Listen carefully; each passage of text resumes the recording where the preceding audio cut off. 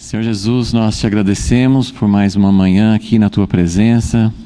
Senhor, te agradecemos, ó Deus, pela certeza que nós temos de que a Tua palavra está cheia não só de tesouros, de conhecimentos, mas de palavras atuais, palavras que podem abrir os nossos olhos, que podem nos ensinar como podemos caminhar na nossa geração, no nosso tempo.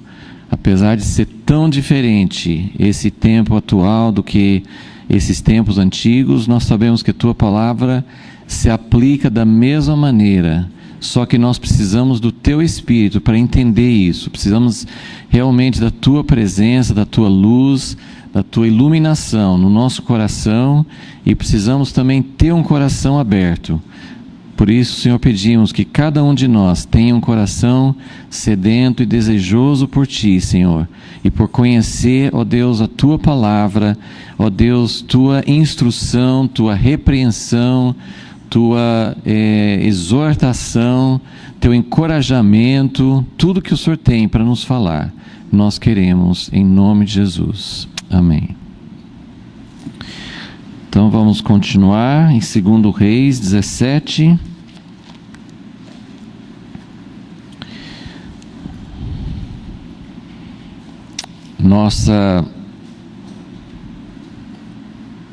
Nosso alvo, nossa busca, nossa pesquisa aqui nessa parte do estudo, como está falando sobre o cativeiro das 10 tribos, nós estamos procurando aplicar isso. O que significa o cativeiro para nós hoje?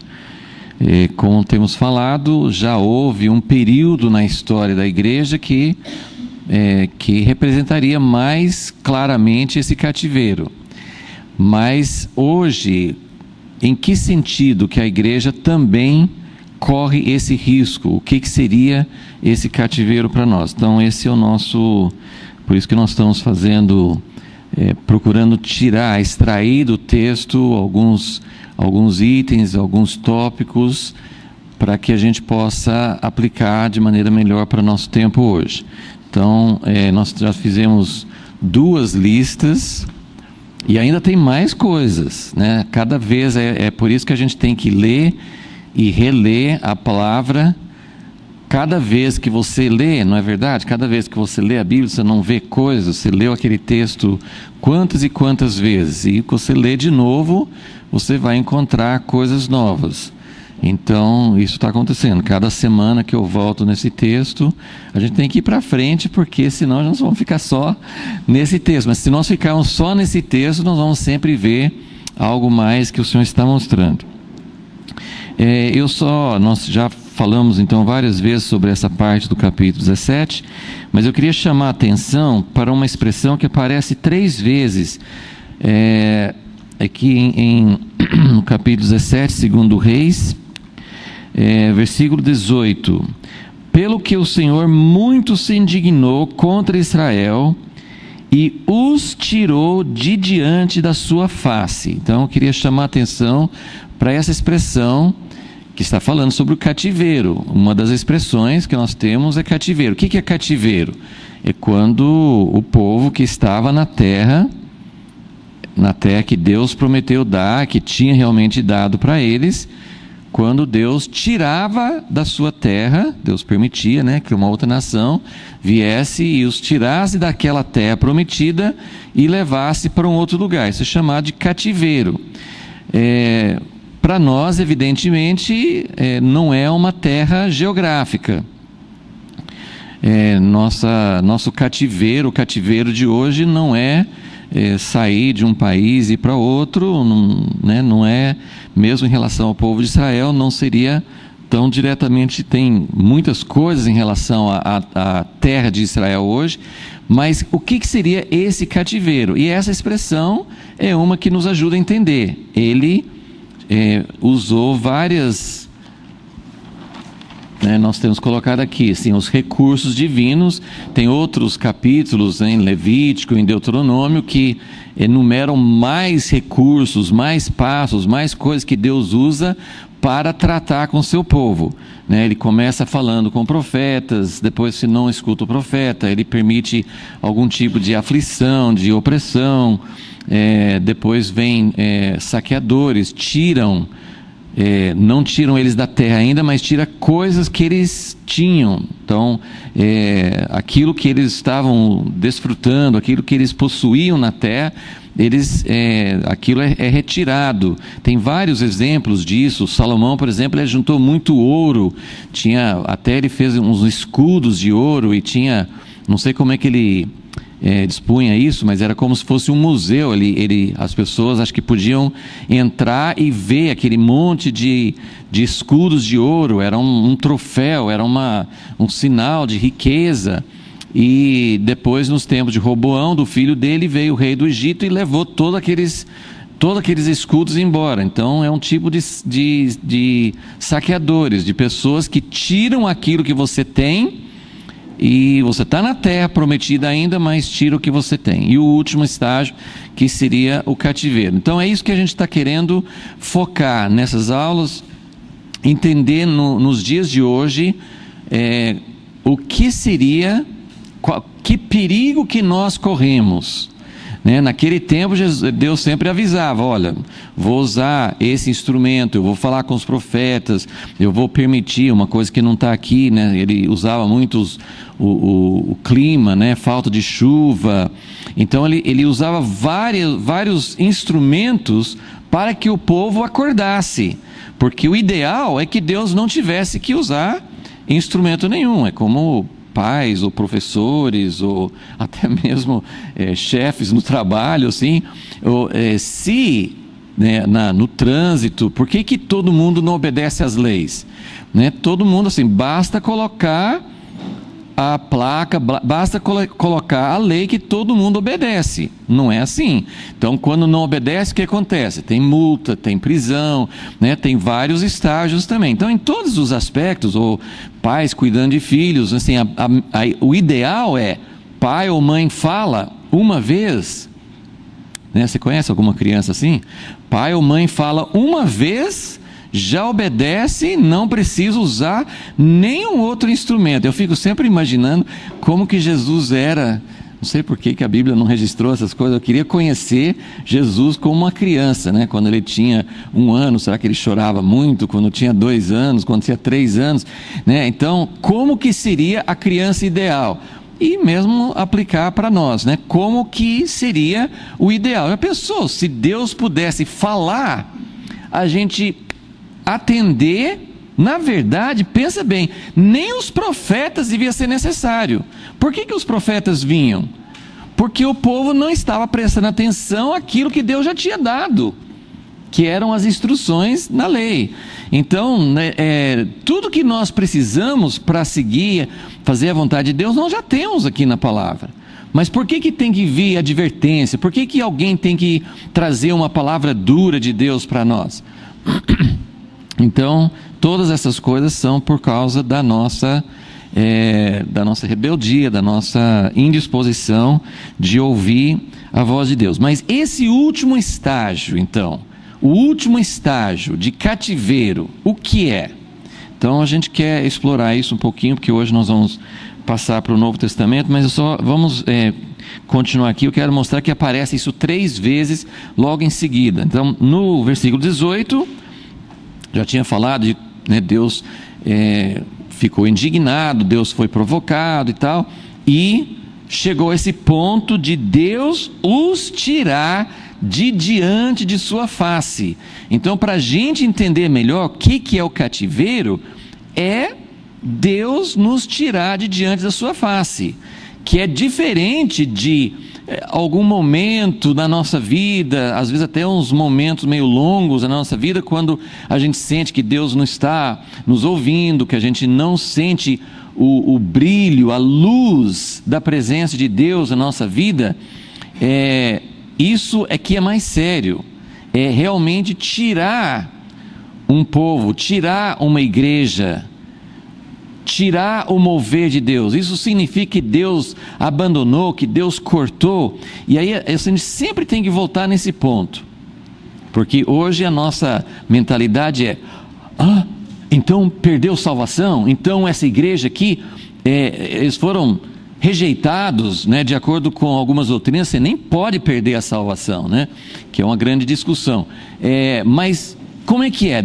Perdeu ou não perdeu a salvação? E a gente percebe que, embora isso seja algo para a gente ver na Bíblia, né?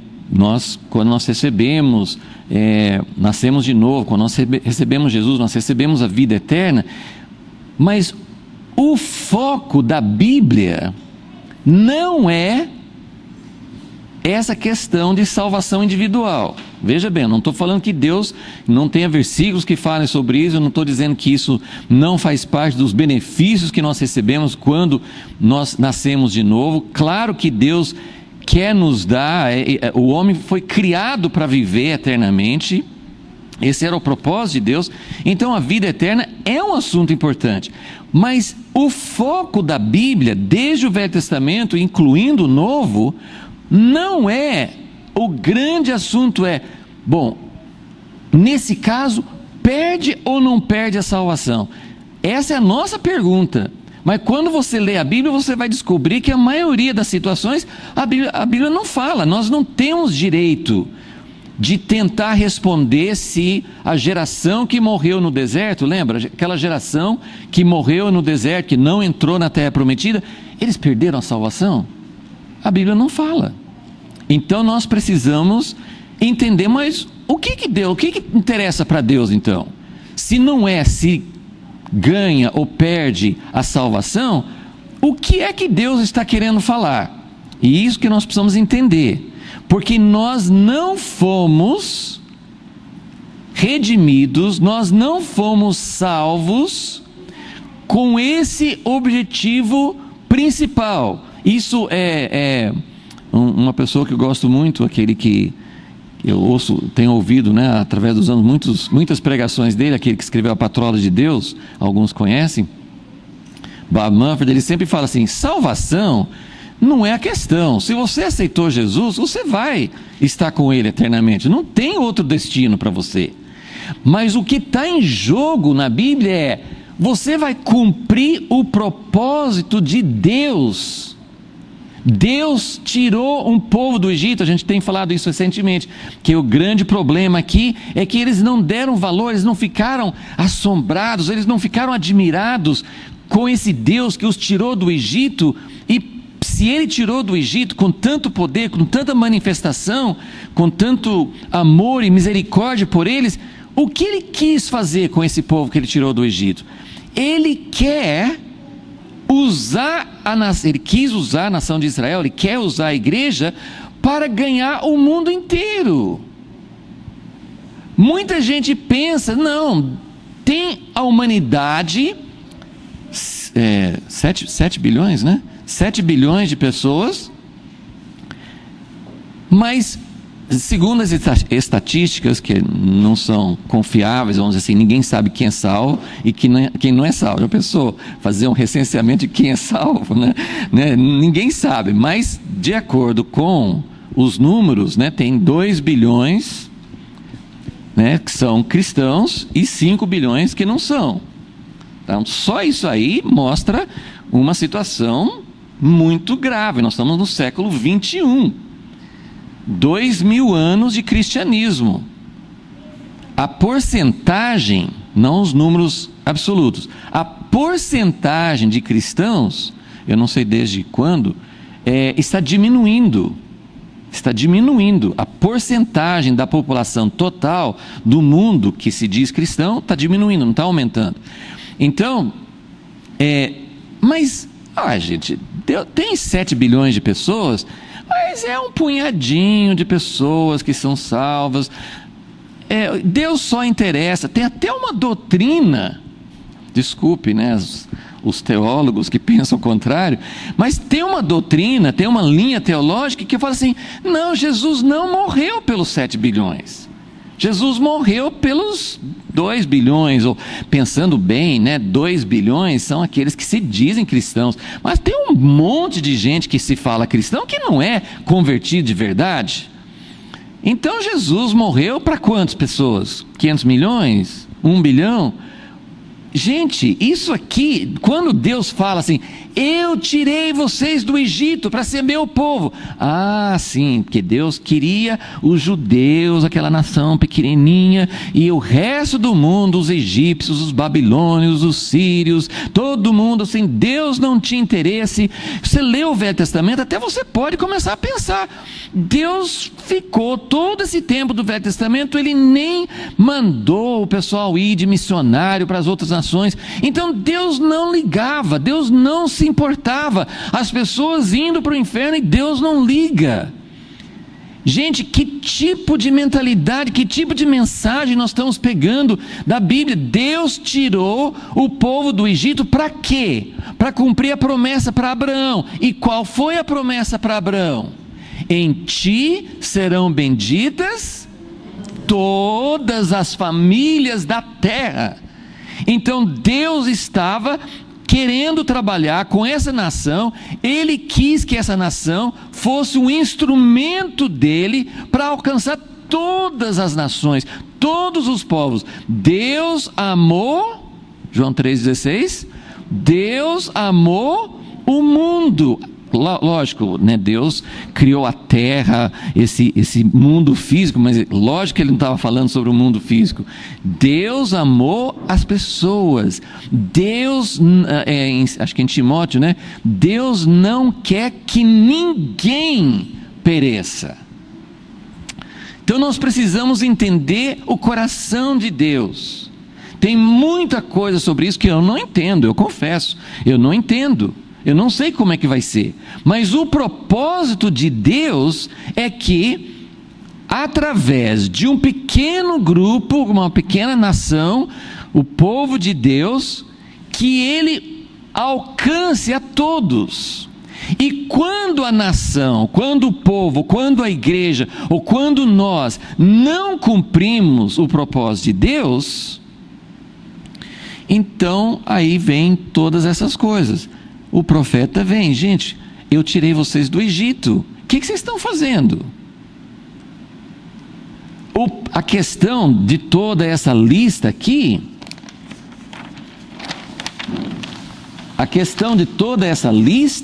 é o que Deus queria fazer com o povo. Não era para ter outros deuses, não era para copiar as outras nações, mas tudo isso aqui é para que o povo fosse o povo de Deus, parceiro, companheiro, noiva, aqueles que juntamente com Deus cumpririam o seu propósito na terra. Então, quando nós falamos sobre cativeiro, quando nós falamos que Deus está tirando de diante de sua face, nós estamos falando de uma coisa coletiva. Claro que tem falhas individuais no meio de tudo isso, mas nós estamos falando sobre uma falha coletiva. A nação, aqui no caso desse período histórico que nós estamos vendo, é uma parte, né? Porque eram as 10 tribos, ainda tinha Judá. Então nem todos foram para o cativeiro nesse momento. Foram 10 tribos. Judá ainda tinha, ele fala sobre isso no versículo 19. Nesse 18 que a gente acabou de ler, nada mais ficou senão só a tribo de Judá. Depois ele fala assim, mas Judá também já estava no mesmo caminho. Então é uma falha coletiva. O propósito de Deus gasta muito tempo com indivíduos. Então eu não estou falando que Deus só se interessa na coletividade. Deus gastou gerações só tratando com Abraão, Isaac e Jacó. Então Deus se interessa muito em indivíduos. Deus interessa em você, Deus se interessa em mim.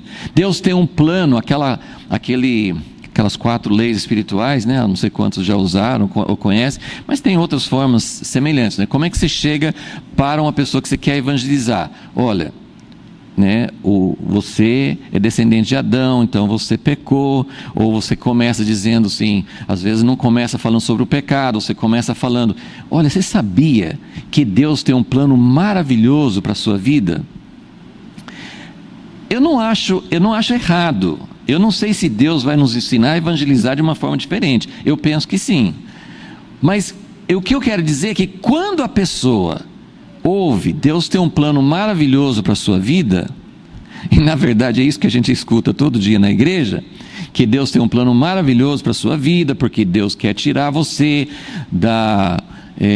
de todos os seus problemas, né? Deus quer que você tenha um emprego bom, Deus quer que você tenha uma vida familiar em harmonia, Deus quer que você não tenha doença, enfermidade, enfim, quando você pensa, Jesus morreu para que eu pudesse ser feliz.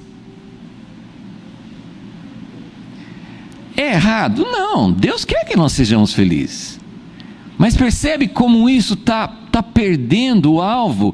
E quando a gente descobre com C.S. Lewis, né, alguns conhecem os livros dele, quando a gente descobre com ele, que ele, eu cito, não foi o único que viu isso, mas ele teve uma revelação muito grande, porque durante uma grande parte da vida dele, ele era um ateu, mas durante grande parte da vida dele, ele estava buscando, ele teve uma experiência ainda criança, que ele olhou para uma caixinha, assim, alguém fez uma caixinha de terra e plantou como se fosse uma jardineira, assim, tinham todas umas coisas muito bonitas, umas plantinhas muito bonitas numa caixa. Ele olhou para essa caixa, não sei se ele era adolescente ou criança, eu sei que ele era bem jovem. Ele olhou para essa caixa e as plantas e tudo tão bonito, aquela miniatura assim de um jardim, de uma coisa muito bonita da natureza, e ele teve uma experiência que ele chama de alegria, né? A biografia dele chama Surpreendido pela Alegria. Ele teve assim, uma experiência assim meio transcendental, porque ele olhou para aquilo e como se ele tivesse entrado numa outra dimensão, e ele sentiu alegria, ele viu além, assim, é como se ele estivesse vendo a natureza de Deus. Eu não sei o que passou pela cabeça dele, mas foi uma experiência marcante. E sabe, foi assim uma coisa de talvez de segundos, não sei se de minutos ou segundos, ele viu e depois de repente passou. E o resto da vida dele, às vezes passava anos, e ele não via aquilo de novo. Mas era uma coisa que ele nunca se esquecia, e ele ia atrás, e ele queria ter, até que um dia, né, encurtando a história, um dia ele teve uma experiência com Deus, ele viu que aquela alegria que ele via, que aquele gozo, aquela experiência era em Jesus. Mas o ponto principal que ele descobriu também é que quando você tem uma experiência com uma coisa, ou através de uma coisa, você pega aquela coisa de novo e quer que aquela coisa te dê a experiência. Por que ele teve uma experiência? Porque de alguma maneira Deus se revelou a ele através daquelas plantinhas. Ele viu uma coisa linda e aquilo despertou, sei lá, ele teve um instante, abriu uma janela e ele teve um contato com Deus, mas ele não sabia que era Deus. Então nós fazemos isso continuamente. A gente ouve uma música, um louvor, e aquilo leva a gente a ter uma experiência profunda com Deus, né? Acho que todo mundo já teve essa experiência. A música é uma das maneiras que Deus usa para tocar a nossa vida. E olha lá, gente, não precisa ser necessariamente, às vezes são as que não trazem, né? Mas não precisa necessariamente ser uma música cristã, porque tem literatura, tem pinturas, tem músicas, tem muitas expressões que nos levam a Deus, e não é sempre que é algo explicitamente, não, só que pode me levar a ter uma experiência com Deus, é uma que está falando de Deus. Não, às vezes são outras, são expressões da natureza, enfim, expressões artísticas e tudo mais, pode nos levar a ter uma experiência com Deus. Só que depois a gente pensa, puxa, aquela música, aquele louvor, aquela me leva à presença de Deus. Aí no outro dia você vai de novo. Você não vai para Deus, você vai para a música. Às vezes funciona da segunda vez, porque da segunda vez você ainda está um pouco desapegado com a coisa em si, você está procurando, mas 3, 4, 5 vezes aí você, puxa, mas aquela música perdeu a unção, né? Perdeu a unção. O que aconteceu com aquilo? Por que que algumas músicas você canta na igreja, vira assim uma moda, aí de repente não tem mais unção, aí depois de passar um tempo, canta de novo e tem de novo? Porque você parou de olhar para a coisa, e quando você, é por isso que ele fala assim, surpreendido pela alegria, é quando você não está esperando, quando você não procura uma satisfação própria, quando você está buscando Deus, então algo pode te conduzir a Deus. Então é simples, mas é muito complexo. Eu não sei se deu para vocês entenderem, mas tem muitas coisas que nos levam a ter uma experiência com Deus, mas nunca é a coisa em si. Então, quando você vem para Jesus e você pensa que o que Deus quer na sua vida é que você busque alegria, felicidade, ser realizado, na maioria das vezes você não encontra o que você estava buscando. Então, voltando para a nossa questão, isso foi só um pequeno parêntese para dizer que o que Deus quer, Ele quer a nossa felicidade, sim, mas a felicidade não é o seu alvo. Seu alvo é cumprir o propósito de Deus. Jesus disse: eis-me aqui, no rolo do livro está escrito ao meu respeito, eu vim. Estão lembrados? Eu vim para quê? Eu era feliz lá, agora eu quero ser feliz aqui. É isso que Jesus falou? Eu era feliz, eu estava na presença de Deus, agora eu vim aqui, eu quero mostrar a todo mundo como ser feliz. Não, ele falou assim: eu vim para fazer a tua vontade. A vontade de Deus é dura, né, irmãos? A vontade de Deus, provavelmente, se você buscar a vontade de Deus, Ele vai mandar você ir lá para o meio dos índios, lá para um país da África. Ele vai mandar você vender tudo que você tem. Ele vai mandar. A vontade de Deus é dura, né, irmãos? Então, assim, é bom a gente fazer a vontade de Deus, mas mais ou menos, né? Não vá muito fundo em fazer a vontade de Deus, porque a vontade de Deus é dura. É como alguém falava assim: a misericórdia do Senhor é dura para sempre, né? Então a gente precisa entender que a vontade de Deus é boa, agradável e perfeita, porque quando a gente tira a visão de nós mesmos e quando nós olhamos para o que Deus quer, aí vem a felicidade. Quando você não está procurando a felicidade, quando você fala assim: mas é bíblico, Deus quer que a gente seja feliz, Deus quer que a gente seja próspero. A gente fala do evangelho de prosperidade, da mensagem de prosperidade, mas tem muita coisa verdadeira. Deus quer nos curar, Deus quer resolver os problemas. O grande problema é quando você vem para Jesus, você tira o seu foco de si mesmo. Essa é a conversão que todos nós ainda precisamos, porque nenhum de nós se converteu plenamente, não é verdade? Nenhum de nós se libertou plenamente de buscar a sua própria realização. Então, tudo isso que Deus está falando aqui é para que a gente volte a entender que nós somos salvos para cumprir o propósito dele, que o propósito de Deus é toda a humanidade, é a restauração da terra, é o reino de Deus. Esse é o evangelho do reino que nós temos ouvido muito pouco, muito pouco na nossa geração. Ok, voltando então, eu queria mostrar as 3 vezes. Versículo 18, Deus tirou a nação de diante de sua face. Versículo 20, pelo que o Senhor rejeitou toda a descendência de Israel, ele os oprimiu, os entregou nas mãos dos despojadores, os saqueadores, até que os expulsou de diante da sua presença. Então, segunda vez ele fala: o que é o cativeiro? É tirar de diante de sua face, é tirar da sua presença.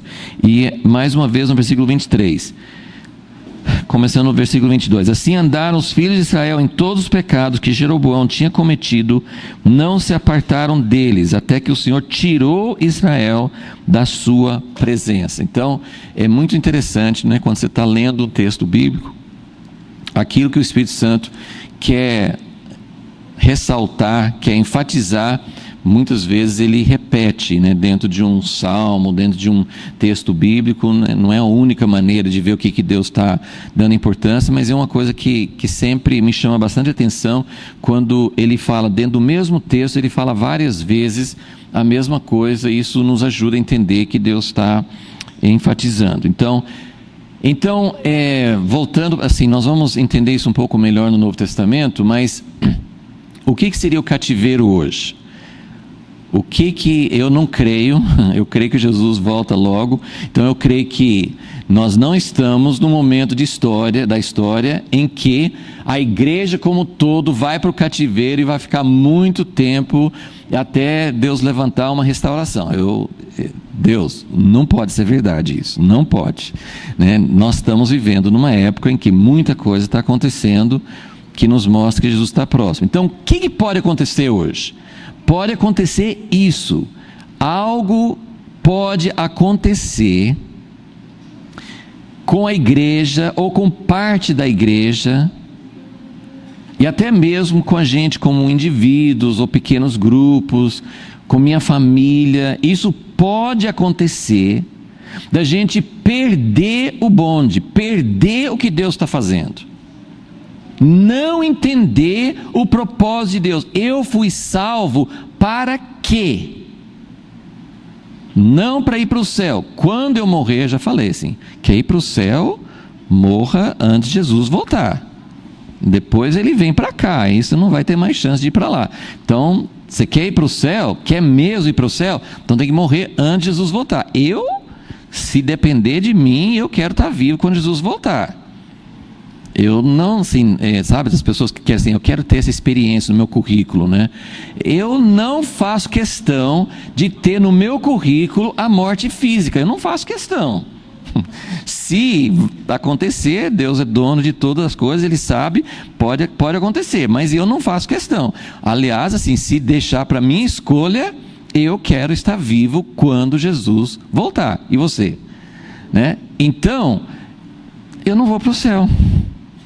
Vou perder essa chance também. Mas o céu vem para a terra, então está tudo certo, né? Então, o que nós podemos, o que pode acontecer com a gente? E não estou entrando no mérito da questão teológica, se você pode perder ou não a salvação. Você pode ir rejeitando Deus até o ponto de estar completamente fora. Eu penso assim. Mas essa não é a questão em jogo aqui. A questão é, eu vou perder o que Deus está fazendo? O propósito de Deus? Ele desceu do céu no Velho Testamento para tirar o povo do Egito. No tempo de Jesus, ele desceu dos céus na pessoa de Jesus, morreu na cruz, tomou o nosso lugar, para que aquele pequeno grupo que creu em Jesus, os 12, os 120 no dia de Pentecostes, aquele pequeno grupo, para que eles pudessem ser o instrumento de Deus de ir para todas as nações e trazer todas as nações para o reino de Deus. É isso que Ele quer.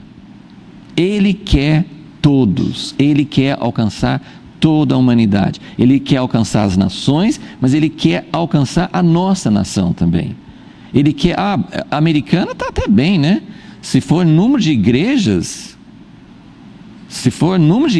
gente, para de evangelizar aqui em americano, vai para algum outro lugar, porque se for número de igrejas, nós já estamos, tá resolvido, né? Tem igrejas, eu vi há pouco tempo, uma determinada igreja, não é nem do Brasil, uma igreja que veio da África e tem igrejas assim na Europa também, e eu estava olhando assim, né, que a missão deles é ter uma igreja deles, da denominação deles, em distância, não sei se é, para que cada pessoa, essa sabe a missão, a visão, né, como se fosse uma empresa, né? Então nossa visão, nosso alvo é estabelecer igrejas em todo o mundo. Não falou na África, não falou no mundo inteiro, a tal ponto que ninguém na face da terra tem que andar mais do que 10 minutos a pé para chegar numa igreja nossa. Um alvo simplesinho, né? Assim, um objetivo, né? Bem alcançável, né? Né? Mas é lógico, a ideia não é ter. Aí eu estava pensando assim, nossa, americano, acho que não precisa andar nem 5 minutos. Deve ter poucas ruas em Americana que você tem que andar mais do que 5 minutos para chegar em alguma igreja. Mas quantas pessoas estão perdidas em Americana? Quantas pessoas estão perdidas, não têm rumo, não sabem para quê? Se sabe que Deus veio para nos resgatar pela cruz, mas para que Deus nos salvou? Então, essa missão de Deus está muito longe de ser alcançada, né? Então, o que Deus quer é que nós entendamos que é possível a gente perder o propósito de Deus. Esse é o que a gente está querendo enfatizar. Mais uma coisinha que eu queria só chamar, acho que 2 coisinhas aqui no capítulo 17, antes da gente ir para o Novo Testamento. 2 detalhes que eu acho que são importantes, além de toda essa lista aqui. Versículo 17. Também fizeram passar pelo fogo seus filhos e suas filhas. Isso faz parte da lista de coisas que eles fizeram para provocar Deus. Deram-se a adivinhações, criam em agouros e venderam-se para fazer o que era mal aos olhos do Senhor, provocando a ira.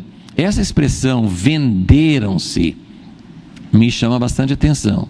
E a gente acho que mencionou quando nós estudamos já faz algum tempo,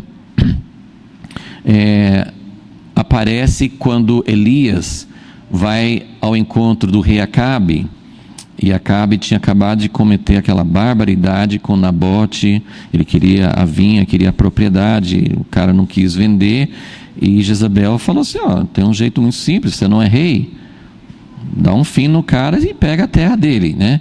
E Acabe seguiu o conselho, e aí Elias foi ao encontro de Acabe e falou assim, por que você se vendeu para fazer o que é mal aos olhos do Senhor? Então, só rapidamente, só para chamar a atenção essa expressão, não aparece muitas vezes na Bíblia. No Novo Testamento, né, Romanos 7, ele fala que nós somos vendidos como escravos do pecado, mas a venda sempre implica numa troca, né? E vem na minha cabeça, talvez na sua, assim, quando você pensa assim, quem que vendeu? Qual história na Bíblia, no Velho Testamento, você lembra assim de alguém que vendeu algo importante na vida dele e ele vendeu por uma coisa muito presente, por uma necessidade muito presente, e ele acabou perdendo a sua herança? Quem foi? Esaú. Esaú vendeu a primogenitura, que é uma coisa, não é tangível, né? Assim, não é uma coisa que você põe a mão, não é uma coisa tão concreta, mas ele vendeu a primogenitura por causa de um prato de comida. E toda venda, né? É lógico que nenhum de nós escapou disso, porque toda concessão ao pecado, tudo que você faz para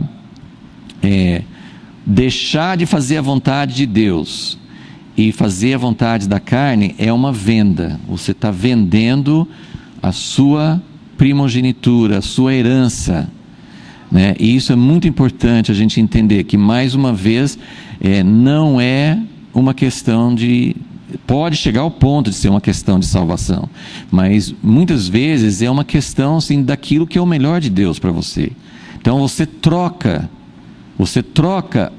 a perfeita vontade de Deus, você faz uma barganha, você faz um negócio, assim, não, eu poderia ir o caminho todo, eu poderia buscar a Deus com todo o meu coração, eu poderia realmente buscar o melhor que Deus tem para mim, mas eu vou fazer uma troca, né? Eu vou fazer aquilo que eu quero e eu não faço, né?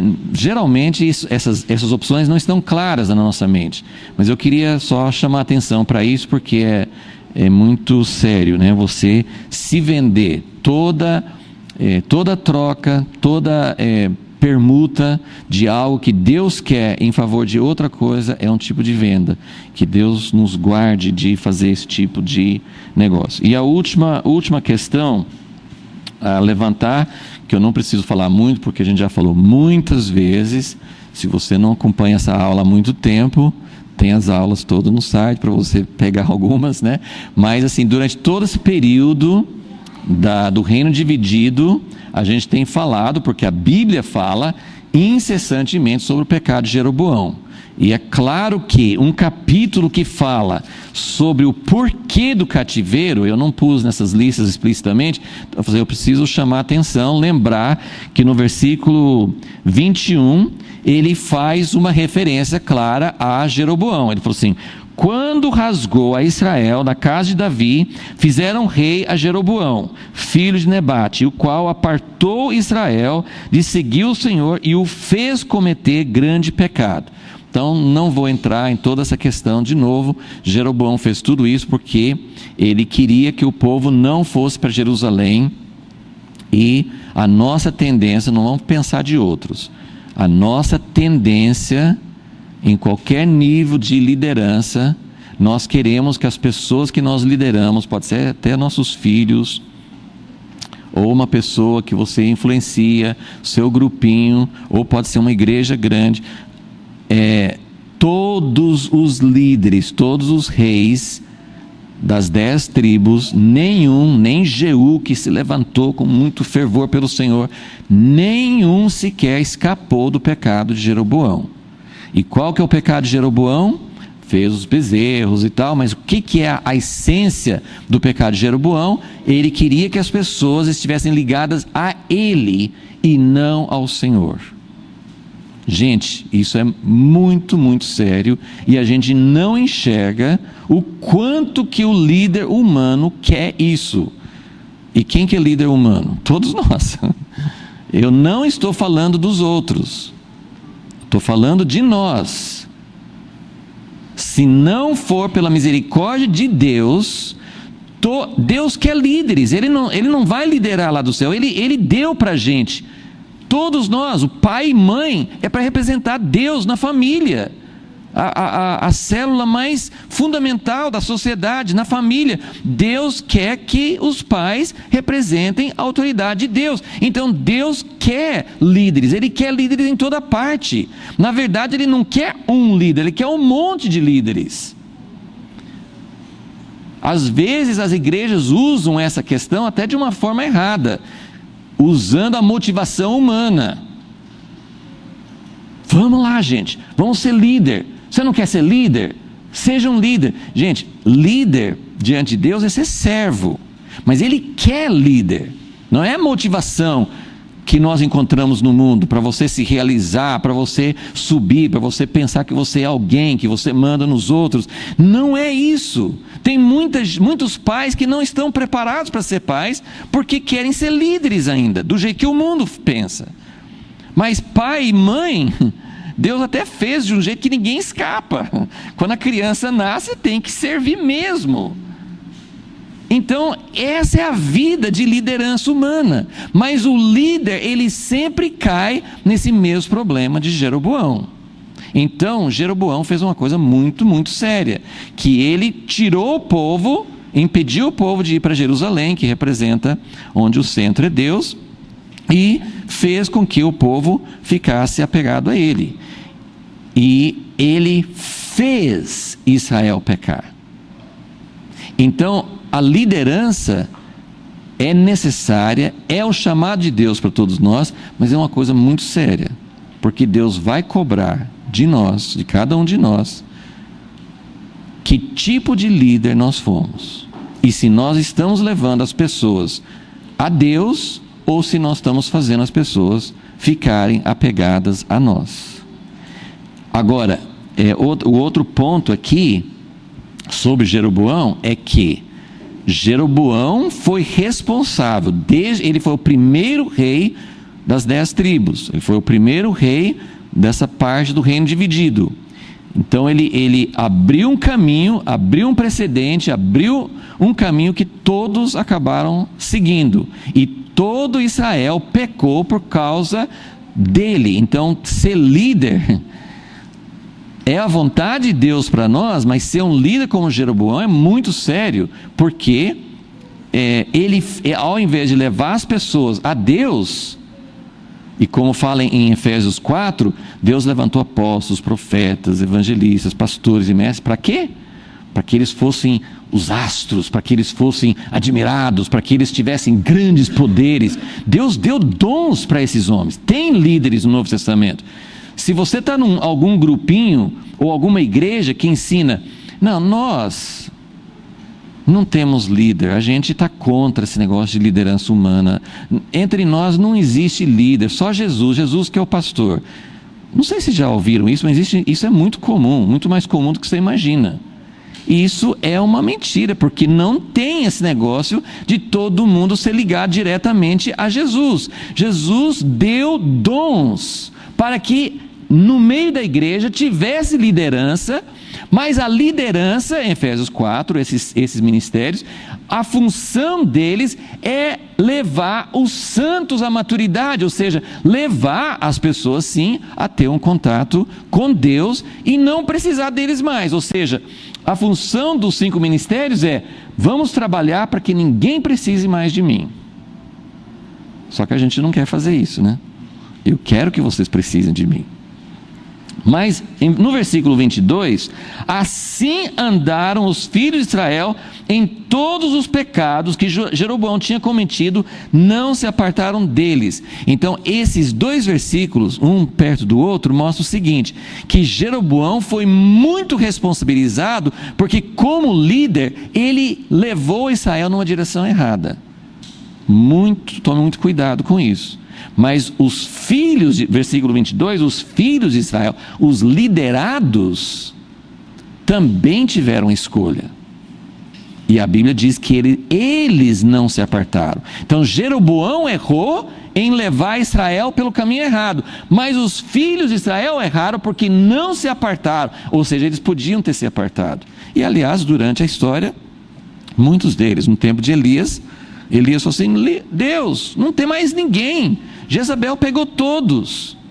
E Deus falou assim: nada disso, tem 7.000 pessoas que não estão seguindo Jeroboão e nem estão seguindo Jezabel, ok?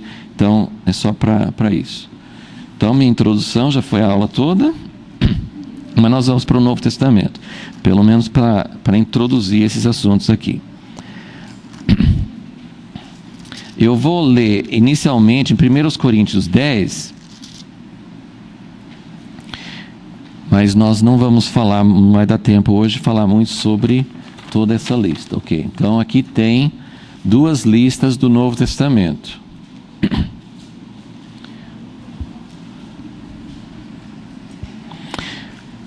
Então lendo, vamos ver como que Paulo coloca aqui na epístola essa aplicação, porque na verdade ele está exatamente aplicando, não essa época que nós estamos estudando, está aplicando uma outra época na história, mas eu quero mostrar que é paralelo.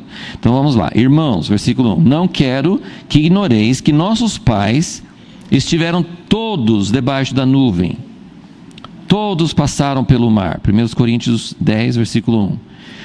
Agora o versículo 2, todos foram batizados em Moisés, na nuvem e no mar. Todos eles comeram da mesma comida espiritual, beberam da mesma bebida espiritual, pois bebiam da pedra espiritual que os seguia, e a pedra era Cristo. Olha, ele está falando de qual época da história de Israel?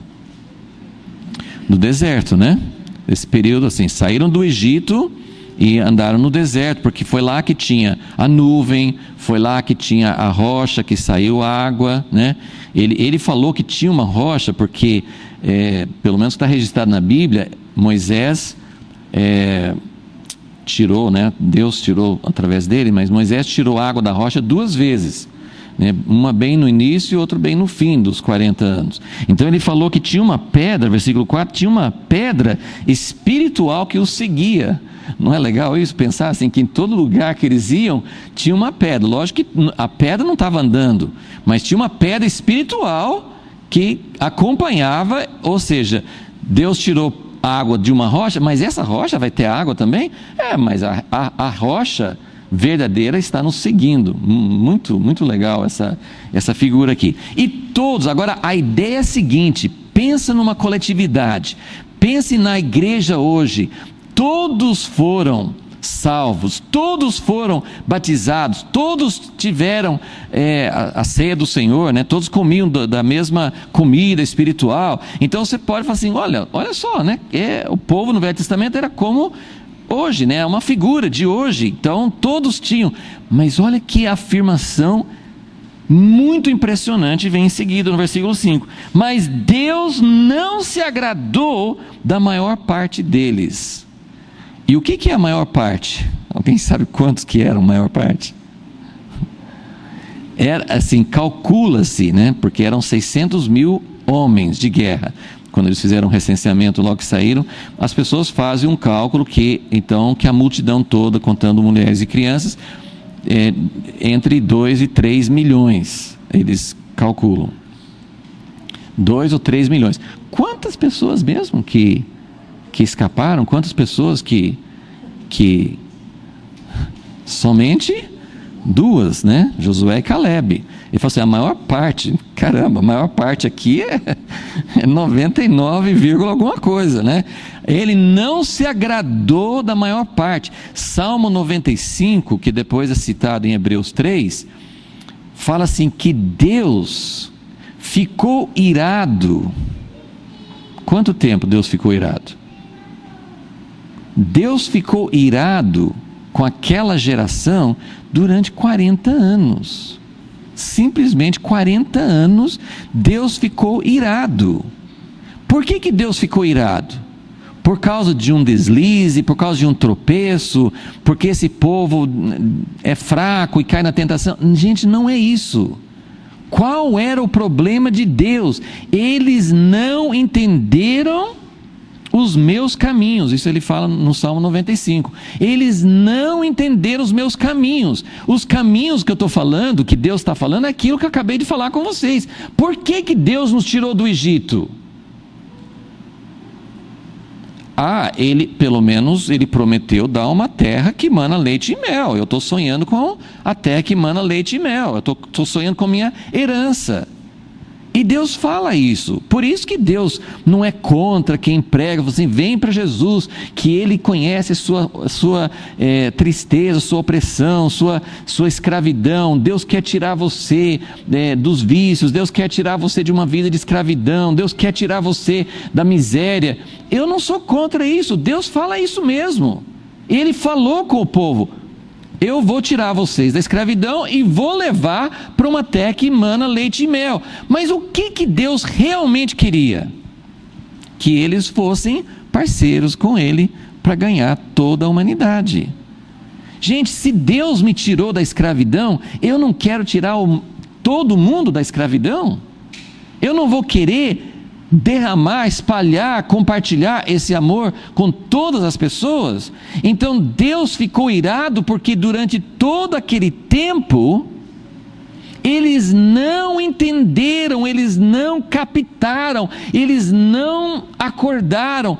Depois de Deus tirar da escravidão, depois que a pessoa sai de toda a situação ruim que a gente está sem Deus, Deus espera que em algum momento a gente pergunte para Deus. Por isso que eu sempre falo que o rei Davi naquela ocasião especial, né, de 2 Samuel 7, quando ele falou assim, puxa Deus, não é que eu estou vivendo no maior luxo aqui, tem uma casa, um palácio, e o povo todo na terra prometida, e tudo está tão maravilhoso, mas parece que o Senhor não tem uma casa igual a minha. A gente ia pensar, não, Deus tem uma casa muito melhor do que a minha, lá no céu. Mas Deus quer uma casa aqui na terra. E na terra, a arca que representava onde Deus estava numa tenda, num barraquinho, numa barraca.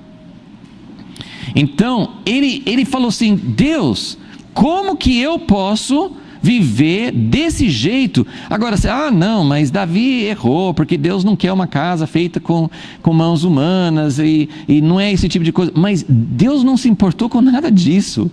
Deus se importou com uma coisa: alguém finalmente, porque a coisa não foi só 40 anos, depois eles entraram na terra prometida, aí tem toda a história dos juízes, e tem o tempo de Saul, e finalmente chega Davi, até que enfim, alguém acordou, e alguém falou: Deus me deu tudo isso, será que Deus quer alguma coisa? Agora, claro que Deus não quer só para ele. Deus quer uma casa, mas a casa de Deus é feita de toda a humanidade. Então a gente volta de novo para esse mesmo ponto, porque Deus também não é egoísta.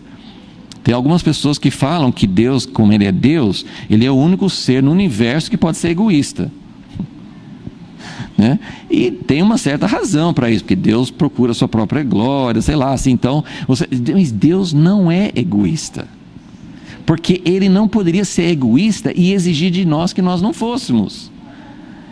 Então Deus, embora a glória dele seja a solução para toda a humanidade, e é para ele também, assim, para agradar, porque Deus não se agradou.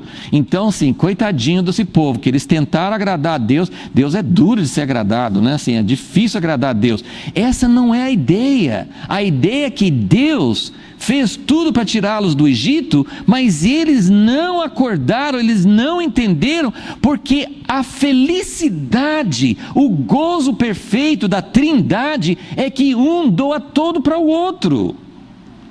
Então, se o povo saiu do Egito e virou um povo voltado para si mesmo, o propósito de Deus ficou frustrado. E qualquer semelhança com a igreja atual não é coincidência, porque nós somos também iguais. Nós fomos libertos por Deus e nós só pensamos em nós mesmos. E quando tem deserto, isso a gente vai ter que falar semana que vem, mas quando tem um deserto, o povo reclama, porque eles falam assim: afinal de contas, onde está essa terra que mana leite e mel que o Senhor prometeu? Eu não estou vendo nada disso.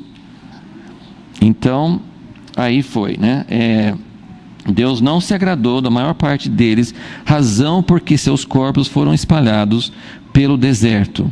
Versículo 6: ora, estas coisas aconteceram como exemplos, para que não cobicemos as coisas más como eles cobiçaram. Então, essa é a lista aqui, mas nós não vamos ter tempo para falar dela hoje, tá? Mas a lista de 1 Coríntios 10 é cobiça, idolatria. Você pode seguir os versículos aí, né?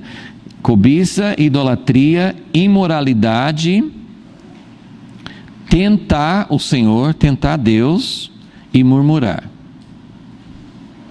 Qual que você acha que é o mais difícil da gente não fazer? Né? Depois vai ter uma outra lista de Apocalipse que a gente vai ver. Nós vamos terminar hoje, primeiro nós vamos ler só mais um versículo aqui, versículo 11. Só quero enfatizar, essa é uma chave do Novo Testamento que abre o Velho. O Velho Testamento tem muitos detalhes, muitas histórias, muitos fatos. Tem a descrição do tabernáculo, tem todos os detalhes do sacrifício. O Velho Testamento é cheio de pormenores, cheio de coisinhas. O Novo Testamento tem pouca coisa, mas o Novo Testamento tem todas as chaves. Então, quando a gente lê esse capítulo 10, 1 Coríntios, é um capítulo muito importante, porque ele fala, versículo 6, estas coisas aconteceram como exemplos.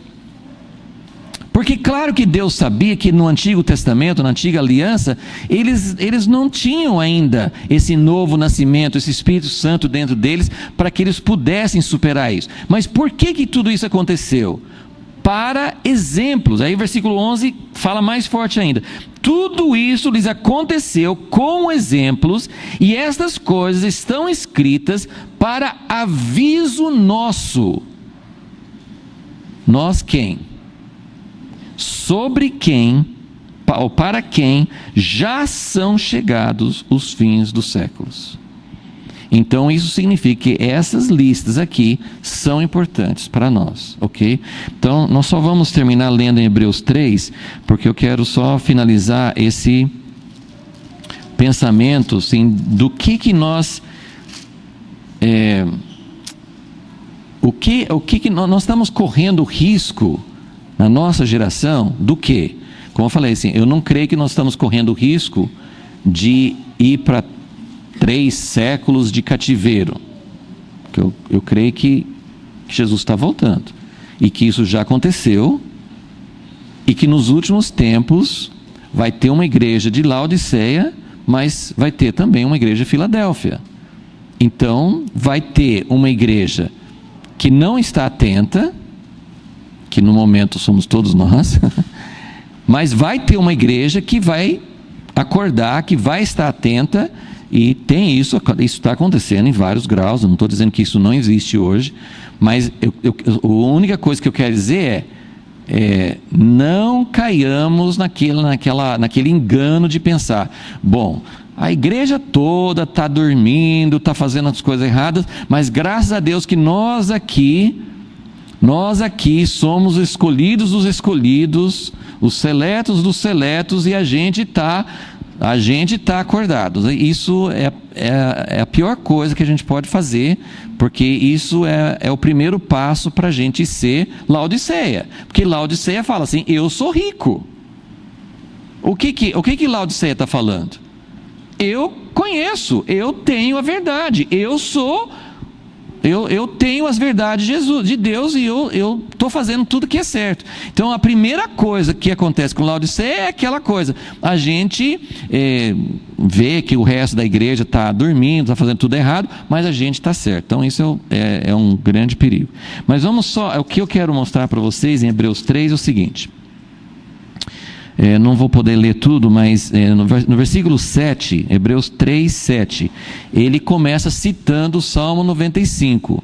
O Salmo 95 que já citei, que ele fala que durante 40 anos Deus ficou irado, porque durante 40 anos, mesmo durante o período que o povo não estava entrando na terra, e que Deus tinha falado, vocês não vão entrar, porque vocês não confiaram, não creram, eles continuaram não entendendo o propósito de Deus. Então ele fala, versículo 7, assim como diz o Espírito Santo, hoje, se ouvirdes a sua voz, não endureçais os vossos corações, como no dia da tentação no deserto, onde vossos pais me tentaram, me provaram, e viram por 40 anos as minhas obras. Por isso me indignei contra esta geração e disse, estes sempre erram em seu coração. Eu quero que vocês entendam isso, gente, ele está citando, está em Hebreus, mas ele está citando o Salmo 95, é coisa do Velho Testamento. Ou seja, mesmo no Velho Testamento, Deus estava dizendo com todas as letras que o problema está no coração. Tem mandamentos, guardar o sábado, eles não faziam direito, mesma questão de idolatria, ou outras coisas que eles não estavam fazendo corretamente, mas o problema maior é no coração, porque é no coração que as pessoas não querem realmente entender o propósito de Deus. Para que Deus nos chamou? Eu não fui salvo nem para ir para o céu e nem para ter uma vida tranquila aqui. As duas coisas fazem parte da herança de Deus. Eu vou para o céu se eu morrer, e Deus providenciou tudo para que eu não tivesse que viver debaixo de uma vida de escravidão, de problemas financeiros ou de saúde ou quaisquer outros. Mas o propósito de Deus na salvação não é nada disso. E isso que ele fala assim, eles erraram em seu coração e não conheceram os meus caminhos. Assim jurei na minha ira, não entrarão no meu descanso. Ok? Então, nós vamos seguir com isso semana que vem, mas só, se você estiver anotando, só anotem essas algumas expressões que nós podemos dizer que são correspondentes a ir para o cativeiro. Essa é a nossa grande pergunta. O que é ir para o cativeiro hoje? O que Deus, se não ouvir os profetas, se não prestar atenção, se não fizer, não acordar, não der ouvidos a Deus, tanto pelas palavras dele, quanto pelas circunstâncias, pelas coisas que Deus permite que tenha acontecido na nossa vida, na nossa coletividade, no nosso país, se a gente não prestar atenção nessas coisas, se a gente achar que a solução da igreja é vir um outro pastor, se a gente achar que a solução do país é ter um outro partido político, se a gente achar que a solução é, assim, todas essas coisas podem até fazer parte, Deus pode fazer essas coisas, mas a solução não é nada disso. Agora, se a gente não prestar atenção, se a gente continuar não ouvindo e não mudando onde Deus quer que mude, que é nessa questão de entender o propósito de Deus e começar a viver em função do que Deus quis fazer, quer fazer através de nós, pode chegar ao ponto do cativeiro. O que é o cativeiro? Então a gente já, nessa época que está, tanto Coríntios como Hebreus está falando, é não entrar na terra. Então é uma outra expressão. Ir para o cativeiro é sair da terra. Mas aqui, nesse momento aqui, então é uma outra expressão equivalente. É não entrar. Eu jurei na minha ira, eles não vão entrar no meu descanso. Então você pode falar assim, é não entrar na terra,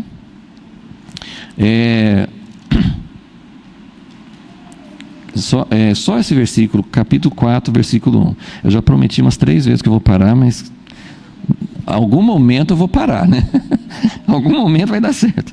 Temamos, portanto, que tendo-nos sido deixada a promessa de entrar no seu descanso, suceda parecer que algum de vós tenha falhado. Então, nós podemos não entrar na terra, não entrar no descanso ou na promessa.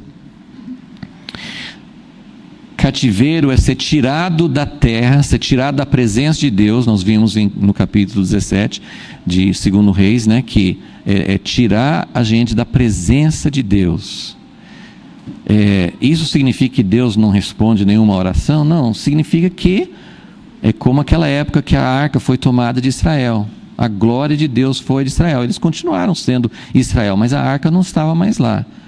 E de maneira geral, gente, tem exceções. A gente não pode falar que toda a igreja, todo mundo está exatamente na mesma posição, mas de maneira geral, grande parte da igreja, e até eu poderia dizer que toda a igreja em alguma medida, nós estamos sem a presença de Deus, porque a presença de Deus faz diferença, faz acontecer as coisas. Eu não estou falando assim de sentir alguma alegria no louvor, eu não estou falando assim de sentir que Jesus me ama, eu estou dizendo assim, tirar da presença de Deus significa que a igreja não está mais caminhando, a nuvem não vai para lugar nenhum, a arca não está ali, é isso que eu quero dizer. E em Apocalipse, que nós vamos ver semana que vem, ele fala para a igreja em Éfeso, que se não se arrepender, alguém lembra o que vai acontecer? A igreja de Éfeso, a primeira igreja, se vocês não se arrependerem, e olha que Éfeso era uma igreja que tinha 9 elogios contra uma advertência, mas se não se arrependerem, eu virei e vou remover o candelabro, o seu candelabro do seu lugar. Então são expressões que são atuais, são nossas, a gente precisa entender que tudo isso é possível acontecer, nós corremos risco disso. Deus vai cumprir seu propósito, vai ter uma igreja Filadélfia, eu quero fazer parte, eu quero acompanhar o que Deus está fazendo, mas nós corremos esse risco. Vamos orar. Senhor, nós sabemos que a tua intenção em falar conosco não é nos desanimar, não é nos derrotar, não é nos condenar, Senhor, mas o Senhor, durante toda a história do teu povo, no Velho e Novo Testamento, o Senhor sempre advertia e falava, olha, se não ouvirem a minha voz, se não atenderem às minhas advertências, isso pode acontecer. Senhor, nós podemos ser resgatados por Ti, nós podemos ser libertos por Ti de tantas coisas, mas nós podemos perder o Teu propósito na nossa geração. Nós podemos perder aquilo que o Senhor propositou para nós.